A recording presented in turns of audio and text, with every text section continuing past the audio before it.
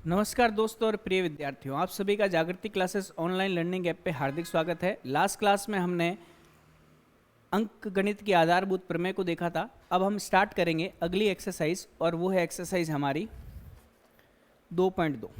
देखिएगा, एक्सरसाइज 2.2 में हमें क्या दे रखा है, एक एक करते क्वेश्चंस देखते हैं। हमें दे रखा है यहाँ पर एक्सरसाइज 2.2, ठीक है।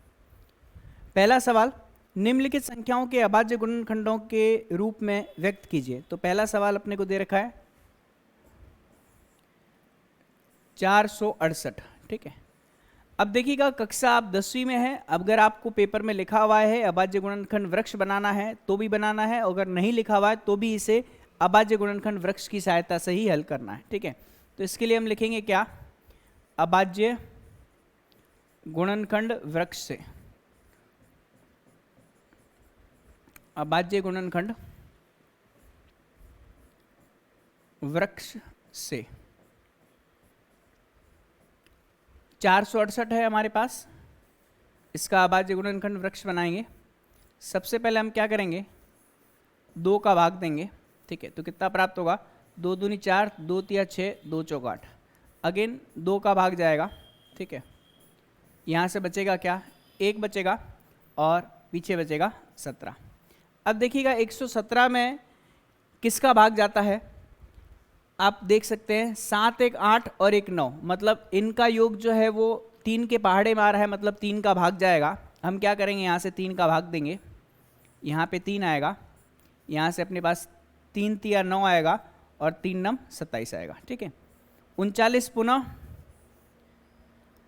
3 से विभाज्य होगा और यहाँ पे कितना आएगा, 13 आएगा। तो हम बोल सकते हैं कि अब 3 और 13 और विभाजित नहीं हो सकते, तो हमारे पास 468 का अभाज्य गुणनखंड वृक्ष की सहायता से अभाज्य गुणनखंड आएगा। 2 गुणा 2 मतलब 2 का स्क्वायर प्राप्त होगा, यहाँ पे 3 गुणा 3 मतलब 3 का स्क्वायर प्राप्त होगा और लास्ट में क्या, 13 प्राप्त होगा।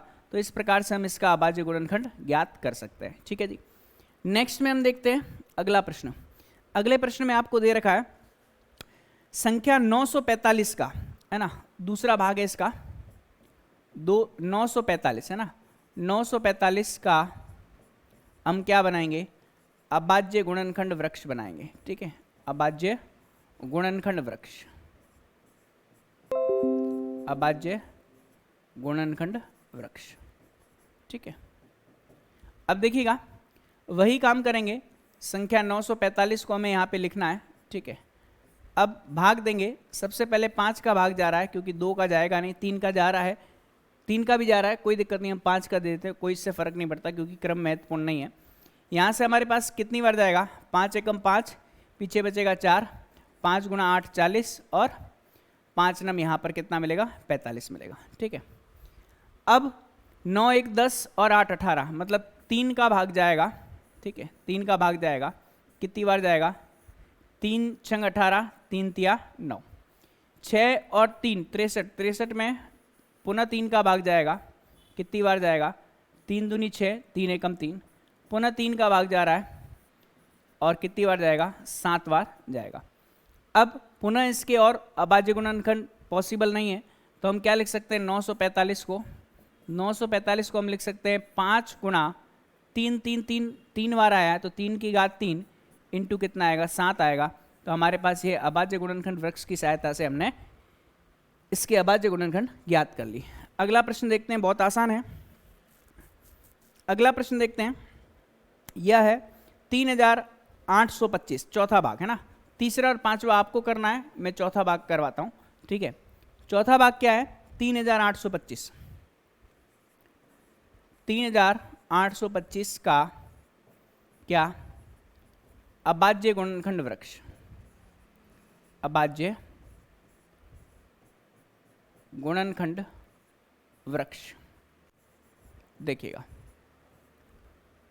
वही हमें काम करना है, 3825 यहाँ पे है।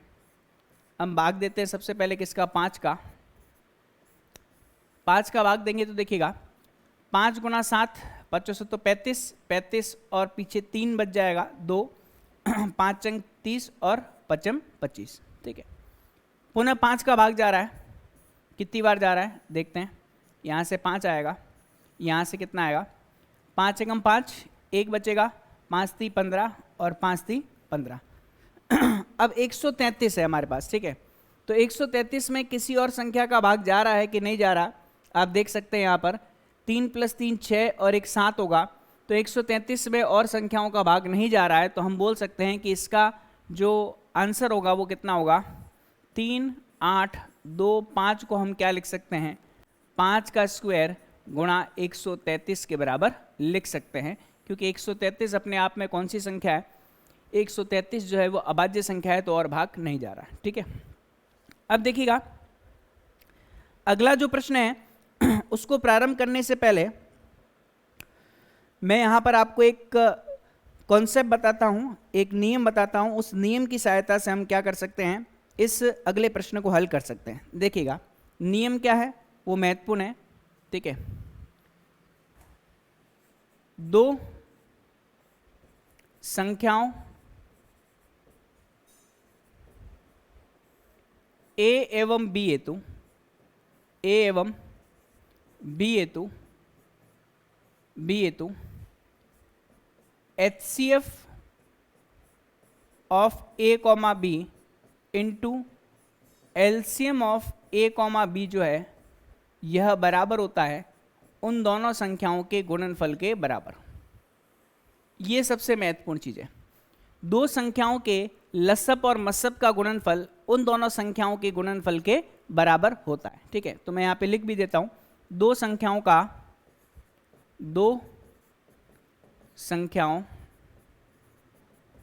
के HCF एवं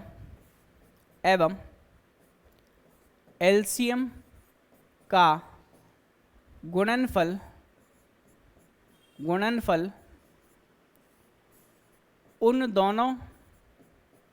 उन दोनों संख्याओं के गुणनफल के बराबर होता है, गुणनफल के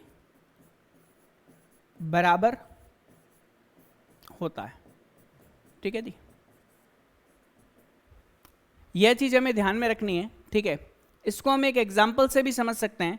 मान लीजिए हम एग्जाम्पल लेते हैं संख्या 12 एवं 15 हेतु, ठीक है।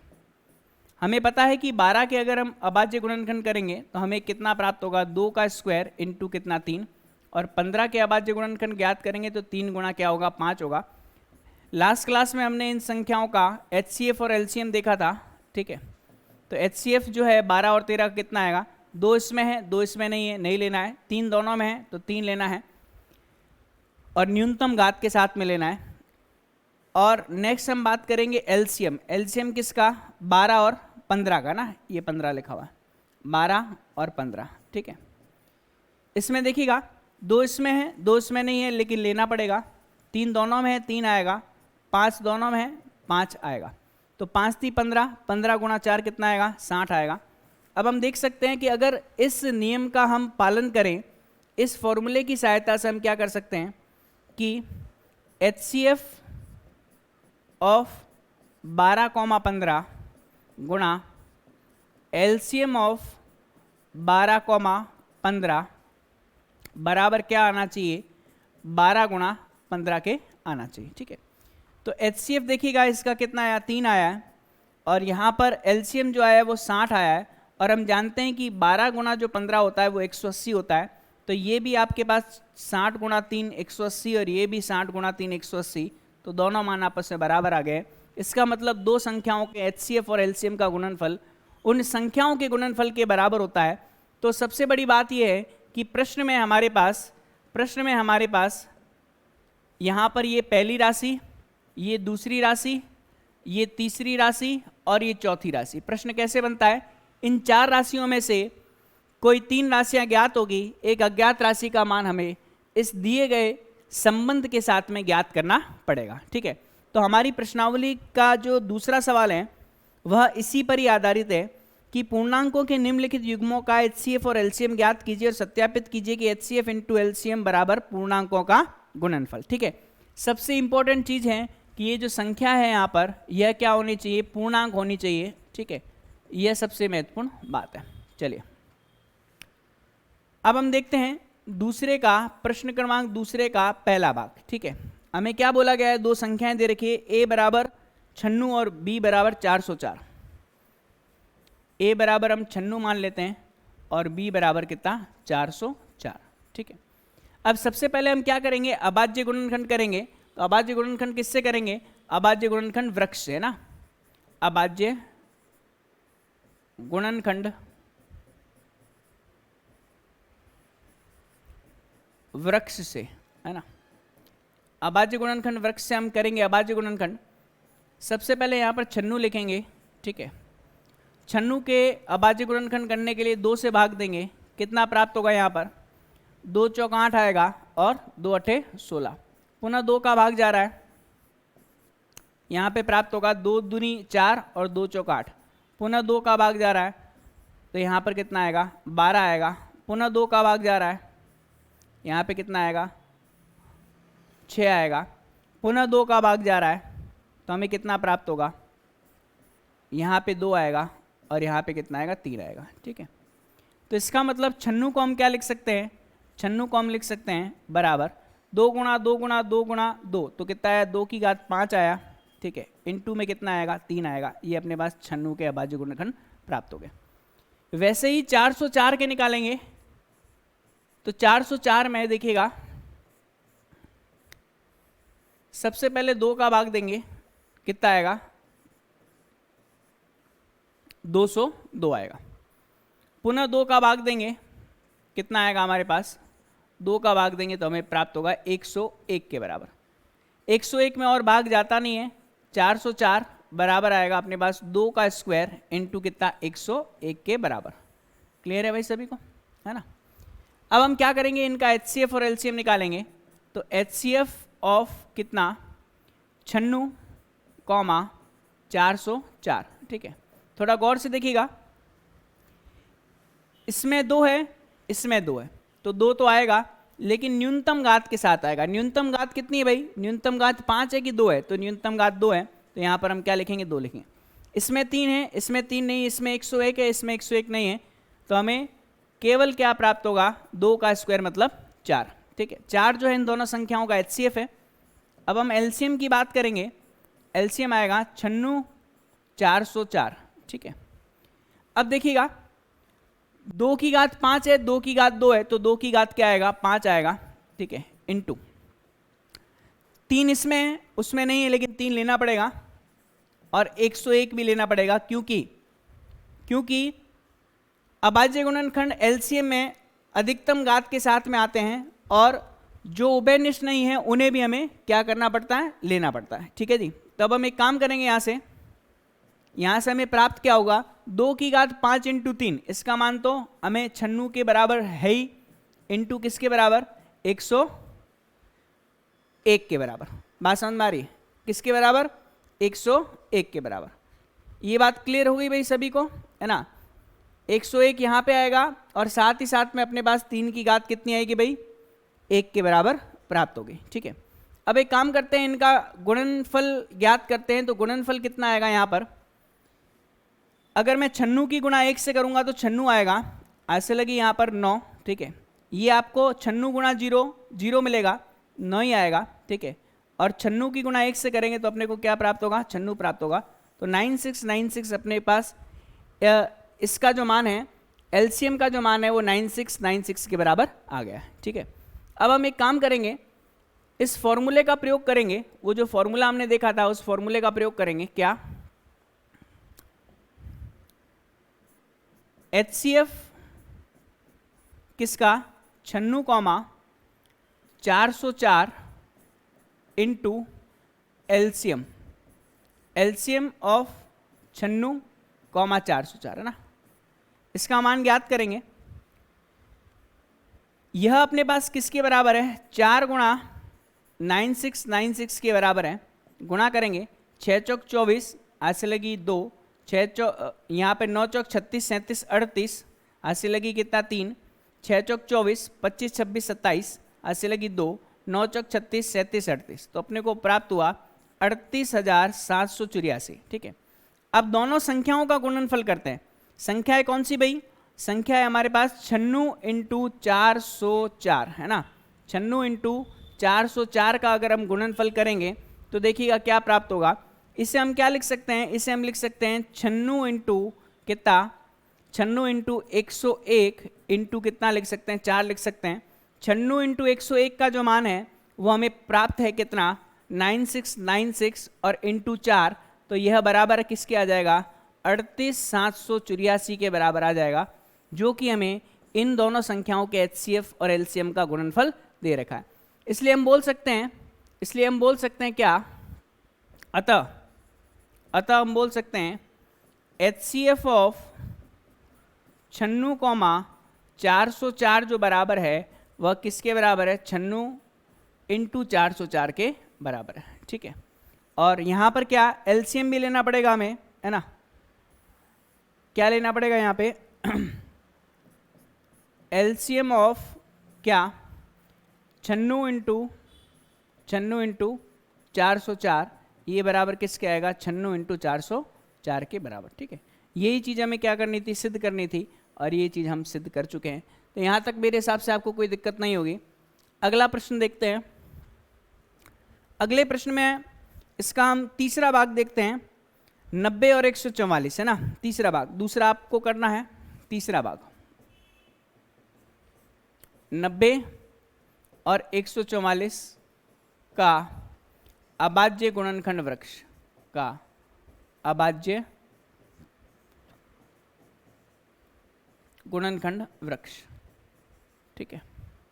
तो हम देख सकते हैं कि 90 का अभाज्य गुणनखंड वृक्ष बनाएंगे तो हमें प्राप्त क्या होगा, यहाँ से 2 आएगा, यहाँ से कितना आएगा, 45 आएगा, फिर 5 का भाग जाएगा, और यहाँ पे कितना आएगा, 9 आएगा, फिर 9 में किसका भाग देंगे, 3 का देंगे, तो यहाँ पे कितना आएगा, 3 आएगा। ये चीज़ समझ में आ गई होगी आपकी, कोई बड़ी बात नहीं है, मुश्किल बात नहीं। तो 90 बराबर किसके आएगा, 2 इंटू 5 इंटू 3 का स्क्वायर, है ना। ये 90 के अभाज्य गुणनखंड आ गए। अब हम बात करेंगे 144 की। तो 144 में देखिएगा किस तरीके से, सबसे पहले हम 2 का भाग देंगे, 2 का भाग देंगे तो 2 सत्ते 14, 2 दूनी 4, ठीक है। पुनः 2 का भाग देंगे, यहाँ से प्राप्त होगा कितना, 2 तिया 6 और 2 छिंग 12, है ना। पुनः 2 का भाग देंगे तो कितना आएगा अपने पास, 18। पुनः 2 का भाग देंगे तो कितना आएगा हमारे पास, 9। अब 3 का भाग देना पड़ेगा, 3 यहाँ पे आएगा और 3 यहाँ पे आएगा। तो इस प्रकार से हमारे 144 के अभाज्य गुणनखंड वृक्ष की सहायता से अभाज्य गुणनखंड हो गए, है ना। तो यहाँ पे देखिएगा 144 को हम क्या लिख सकते हैं, ये लिख सकते हैं 2 गुणा 2 गुणा 2 गुणा 2, कितनी बार, 2 की घात 4 इंटू 3 का क्या आएगा, स्क्वायर आएगा, ठीक है जी। अब हमें पता है कि इसे हमें HCF और LCM के गुणनफलों के रूप में लिखना है, ठीक है। तो यहाँ से देखिएगा, चूँकि हम जानते हैं, चूँकि HCF of 144,90 into LCM of 144 into 90, है ना, इसका मान किसके बराबर है। इसके लिए हमें HCF और LCM ज्ञात करना पड़ेगा। तो HCF ऑफ 90, 144, है ना, और LCM भी ज्ञात कर लेते हैं, LCM ऑफ 90, 144, है ना। HCF के केस में देखिएगा 2 इसमें है, 2 इसमें है, 2 इसमें है, 2 लेना है, न्यूनतम घात के साथ लेना है, मतलब 2 की घात 1। 5 इसमें है, 5 इसमें नहीं है, छोड़ दो। 3 इसमें है, 3 इसमें है, न्यूनतम घात मतलब 2। तो 3 का स्क्वायर 9, 9 गुणा 2 कितना आएगा, 18 आएगा। अब जब हम LCM की बात करेंगे, 2 इसमें है, 2 इसमें है, लेना है, लेकिन अधिकतम घात के साथ में लेना है, और मतलब घात 4। 5 इसमें नहीं है, 5 इसमें है, इसमें नहीं है, लेकिन 5 लेना है, ठीक है। फिर 3 इसमें है, 3 इसमें है, तो 3 का स्क्वायर आएगा, अधिकतम घात, है ना। अब ध्यान दीजिएगा 2 की घात 4 है ना, तो इसे हम क्या लिख सकते हैं, 2 की घात 3 मतलब 8 इंटू 2 इंटू 5 इंटू 3 का स्क्वायर कितना, 9। ऐसा मैंने क्यों किया, क्योंकि ये 10 बन जाएगा, ठीक है, और 8 नम कितना आएगा, 72 आएगा, तो हमें डायरेक्ट 720 प्राप्त हो जाएगा। ये चीज़ समझ में आ रही होगी, ठीक है। अब हम क्या करेंगे, यहाँ से इनके HCF और LCM का गुणनफल करेंगे तो 18 इंटू हमें क्या करना है 720 का गुणा करना है। 18 इंटू क्या करना है 720 का गुणनफल करना है। अब यहाँ से हम देख सकते हैं ये 0 आएगा, ठीक है। अब क्या करेंगे 18 की करेंगे 2 से गुणा, 18 दूनी कितना होता है 36 होता है, 80 लगी 3, ठीक है। अब 18 इंटू हमें क्या करना है 7 करना है, ठीक है। तो आप देख सकते हैं 8 गुणा 7 कितना आएगा 8 7 56 आएगा, 80 लगी 5 आएगा, 7 एकम 7 कितना आएगा 7 एकम 7 प्लस 5 कितना आएगा 12 आएगा, तो 126। 126 में अगर हम 3 जोड़ते हैं तो हमें कितना प्राप्त होगा 129 प्राप्त होगा। तो संख्या आएगी 12,960, ठीक है। अब हमें इन संख्याओं का गुणनफल करना है, मतलब 90 इंटू 144 का गुणनफल करना है, तो कितना प्राप्त होता है। तो देखिएगा यहाँ 0 तो आ ही जाएगा, 9 चौक 36, 80 लगी 3, 9 चौक 36, 37 38 39, 80 लगी 3, 9 एकम 9 और 3 कितना 12, तो 12,960 दोनों सेम आ गया। इसका मतलब हमारा यह संबंध जो है वो एकदम सत्य है।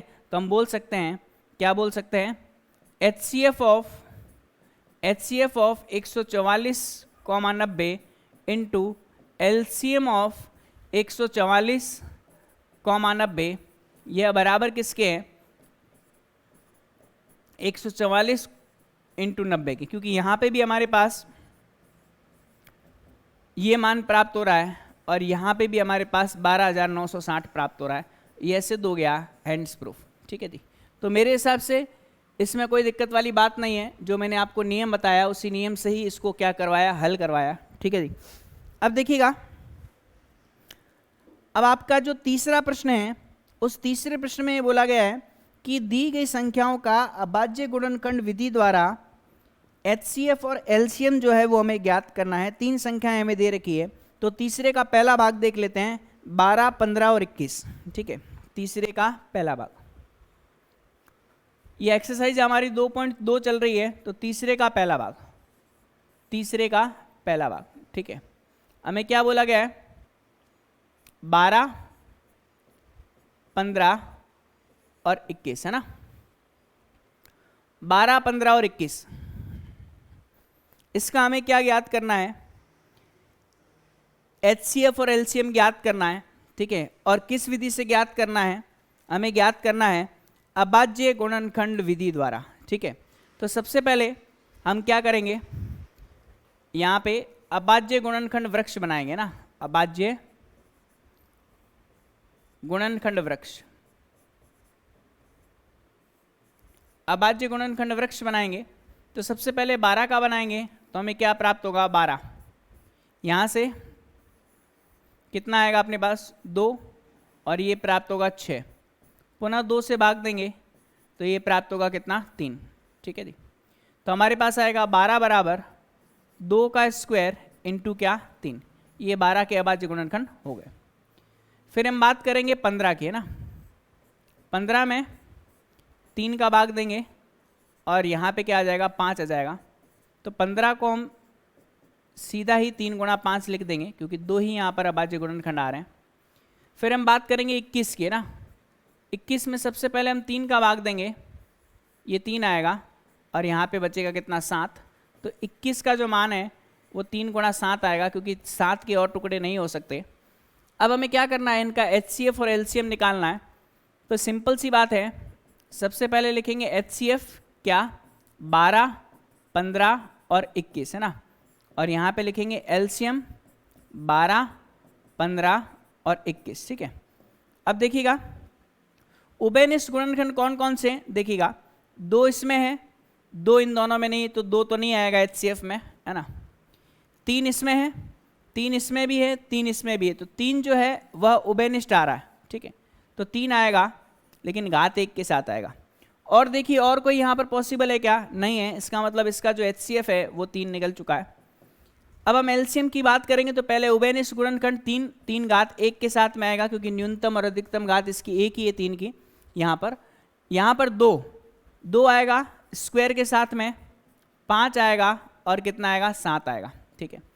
यहाँ से अपने को क्या प्राप्त होगा, 2 का स्क्वायर 4, 4 × 3 = 12 गुणा 5 इंटू कितना 7, 12 पंजो 60 इंटू 7, तो 7 चिंग 42 मतलब कितना प्राप्त होगा 420। तो दी गई संख्याओं का HCF तो किसके बराबर आया 3 के बराबर आया, और LCM किसके बराबर आया 420 के बराबर आया। अतः यह प्रश्न जो है वो हमारा हल हो चुका है। ठीक है जी, यहां पर आपको कोई दिक्कत नहीं होगी, आसान सा कॉन्सेप्ट है। नेक्स्ट देखते हैं, अगला प्रश्न हमें दे रखा है 24, 15 और 36 है ना। 24, 15 और 36 का हमें क्या निकालना है, HCF और LCM निकालना है। 24, 15 और 36। तो दूसरा प्रश्न है, दूसरा प्रश्न 24, 15, 36। ठीक है, तो यहां पर सबसे पहले हम क्या करेंगे, अभाज्य गुणनखंड वृक्ष है ना, अभाज्य गुणनखंड वृक्ष से।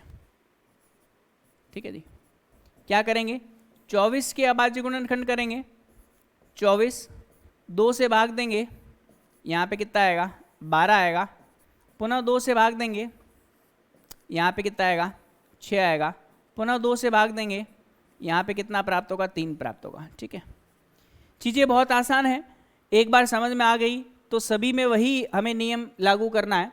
तो अब देखिए 24 बराबर 2 की घात 3 इंटू कितना आएगा 3 आएगा, क्योंकि यहाँ पर 2 गुणा 2 गुणा 2 3 बार है, इंटू 3 है। उसके पश्चात हम बात करेंगे 15 की ना। 15 अभी थोड़ी देर पहले हमने देखा कितना आता है भाई इसका 3 और 5 ना, 3 और 5। इसका मतलब 15 को हम क्या लिख सकते हैं 3 गुणा 5 है ना। लास्ट हमारे पास 36। 36 में आप देख सकते हैं, मैं अगर 2 का भाग दूँ ना तो कितना प्राप्त होगा 18 प्राप्त होगा। 18 दूनी 36, पुनः 2 का भाग दूंगा तो कितना प्राप्त होगा 9 प्राप्त होगा। इस बार 3 का भाग देना पड़ेगा, 3 का भाग दिया तो यहाँ पे कितना आ जाएगा 3 आ जाएगा। ठीक है जी, तो इसका मतलब 36 को हम क्या लिख सकते हैं, 36 को हम लिख सकते हैं 2 का स्क्वायर इंटू क्या लिख सकते हैं 3 का स्क्वायर लिख सकते हैं। यहाँ तक मामला एकदम क्लियर होना चाहिए, किसी को कोई डाउट नहीं होना चाहिए, क्योंकि इस प्रकार के प्रश्न हम अभाज्य गुणनखंड वृक्ष, मैंने क्या बोला था कि बहुत जगह प्रयोग में आएगा और इसका प्रयोग हम करेंगे। ठीक है, अब हमें क्या करना है HCF लेना है ना। HCF ऑफ कौन सी संख्या 24, 15, 36। ठीक है, और LCM ऑफ 24, 15, 36। ठीक है, अब इनके मान हमें कैसे लिखने हैं, देखिएगा 2 इसमें है, 2 इसमें नहीं है, 2 इसमें है, तो 2 तीनों में होना चाहिए। HCF के केस में 2 नहीं लेंगे। 3 इसमें है, 3 इसमें है और 3 इसमें है, लेकिन न्यूनतम घात कितनी है, न्यूनतम घात 3 की कितनी है भाई 1 है। ठीक है, 5 इसमें है, बाकी दोनों में नहीं है, तो हमारा HCF जो है वो आ चुका है। अब LCM की बात करेंगे तो 3 तो लेंगे, लेकिन अधिकतम घात के साथ में, मतलब 3 का स्क्वायर। ठीक है जी, अधिकतम घात कितना 3 का स्क्वायर। फिर देखिएगा 2 इसमें है, 2 इसमें नहीं है, 2 इसमें है, लेकिन 2 लेना पड़ेगा क्योंकि हम LCM ले रहे हैं। अधिकतम घात कितनी 3 के साथ में। 5 केवल 15 में है, लेकिन 5 लेना पड़ेगा। ठीक है, तो यहाँ पे देख सकते हैं 3 का स्क्वायर 9 होता है और 2 की घात 3 कितना होता है 8 होता है, गुणा अपने पास कितना 5, तो ये अपने पास आएगा 8 गुणा 5 40 और 9 चौक 36 मतलब 360। तो दी गई तीनों संख्याओं का जो LCM आएगा वह 360 आएगा और HCF जो आएगा वो किसके बराबर आएगा 3 के बराबर आएगा। चीज़ें आपको समझ में आ रही होगी, इसमें कोई दिक्कत वाली बात नहीं है। ठीक है जी, अब हम एक और एग्जाम्पल देख लेते हैं। इसका एग्जाम्पल देख लेते हैं 5वां, 40, 36 और 126 है ना। ये बात समझ में आ रही है ना आपको, कोई मुश्किल वाली बात नहीं है ना, बहुत सा सिंपल सा कॉन्सेप्ट है। नॉर्मल से नॉर्मल विद्यार्थी जो एक बार इस वीडियो को देख लेगा, इस कॉन्सेप्ट को जिंदगी में कभी नहीं भूलेगा। ठीक है, बहुत ही आसान कॉन्सेप्ट है और बहुत तरीके से आपको बताया है। 40, 36 और 126, 5वां भाग 40, 36, 40, 36 और 126। ठीक है जी, ये बात समझ में आई है ना। अब क्या करेंगे, आपका वही काम है, क्या करेंगे भाई इसके पश्चात अभाज्य गुणनखंड वृक्ष है ना, और समझ में आए तो हाँ बोलते जाइए ना। अभाज्य गुणनखंड वृक्ष के द्वारा, अभाज्य गुणनखंड वृक्ष से है ना, क्या हो गया भाई 40 का अभाज्य गुणनखंड करेंगे, बार बार वही काम, हर बार वही काम। 40 में भाग किसका देंगे भाई 2 का भाग देंगे, 2 आ गया, बचेगा कितना यहाँ पर 20, पुनः 2 का भाग देंगे, आएगा कितना भाई यहाँ पर 10, 10 में पुनः 2 का भाग देंगे, आएगा कितना 5, है ना। बात समझ में आ रही है ना। 2 का पाड़ा तो याद होगा सभी को। अब क्या करेंगे, 40 बराबर हम क्या लिख सकते हैं, 2 की घात 3 गुणा कितना 5 के बराबर।